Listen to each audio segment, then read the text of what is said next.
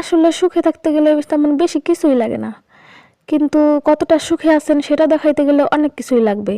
যেমন ধরেন একটা সুন্দর দেখে একটা ঝাঁচকচক একটা বাড়িঘর লাগবে, তারপরে ধরেন অ্যাটাচ একটু বাথরুম লাগবে, তারপরে মডিউলার কিচেন লাগবে, তার সাথে ফ্রিজ লাগবে, আর একটু বউনের নিগে একটা সোফা লাগবে। সোফা হলে আর কি মানে একটু লাক্সারিয়াস ভাব দেখা যাবে নাকি। তারপরে হলো ধরেন সুন্দর সুন্দর ডেলি ডেলি নতুন নতুন বাজার করতে হবে, তারপরে সেইগুলা আপলোড দিতে হবে।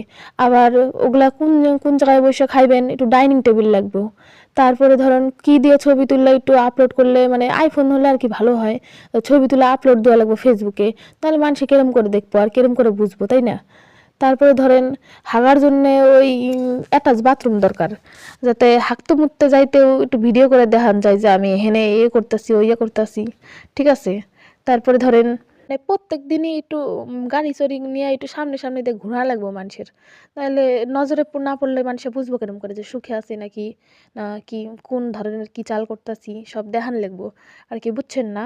তারপরে ধরেন আবার ধরেন গরমকালে আবার এসি লাগবে, তারপরে ধরেন শীতকালে আবার একটু মানে রুম টেম্পারেচার রাখার জন্য আর কি হিটার লাগবে, তারপরে ধরেন মানে জলের জন্য ফিল্টার লাগবে, তারপরে ধরেন গরম জলের জন্য আবার গিজার লাগবে, আবার ধরেন কাপড় কাচতে গেলেন কাপড় কাচার জন্য ওয়াশিং মেশিন দরকার, তারপরে ধরেন হাত ধুবেন খাইয়ে দেওয়া যে হাতটা ধুইবেন তার জন্য একটা বেসিন দরকার।